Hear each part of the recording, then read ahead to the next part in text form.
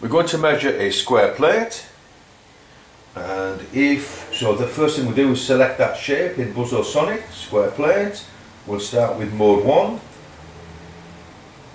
and you'll notice that it has node lines going across the mid-width.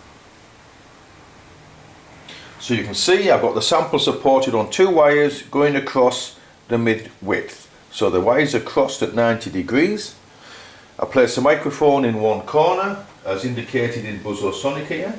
So any of these 4 corners, and then I'll excite it in any of the remaining 3. So let's take a measurement.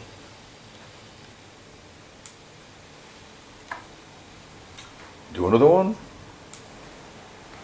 We're getting consistent results. Now let's go to mode 2. So you see now that the nodes go across the diagonals, and we place the microphone across any of the mid-widths. So all we need to do is rotate the sample through 90 degrees.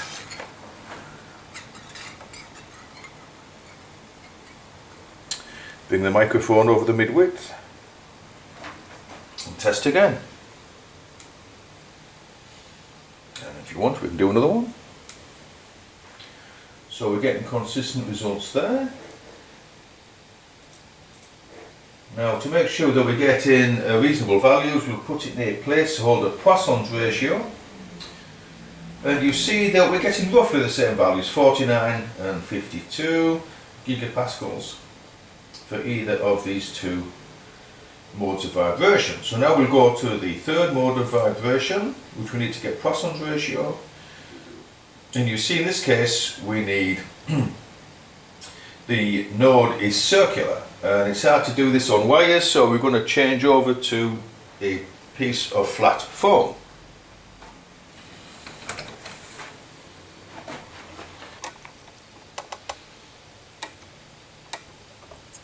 Okay, you see we put the microphone in one corner now. We tap it in the centre. There we have it. We'll do another one. Once again we get consistent results.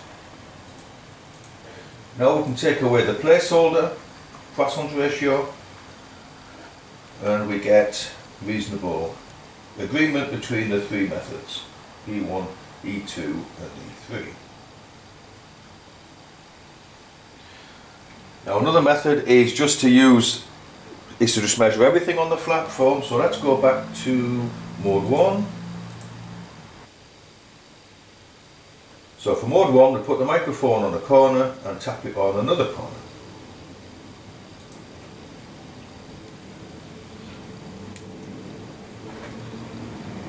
We can excite several at the same time, but the lowest one is the one we're looking for.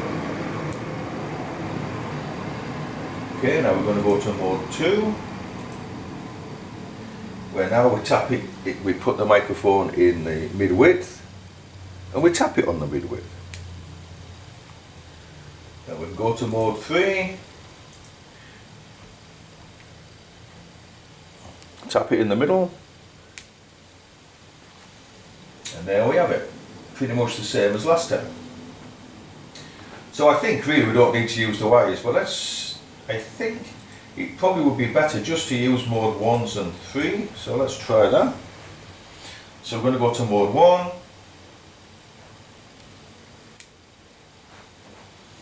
Then we're going to go to mode 3. This is the simplest way of doing it, and actually we do get better and more consistent results that way. So I think, generally speaking, especially use just mode 1 and mode 3. Now if we do that, we can also excite them both at the same time.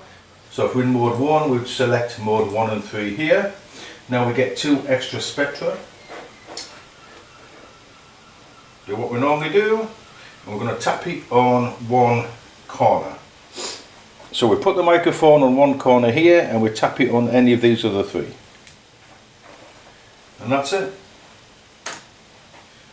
Pretty much get the same values as before.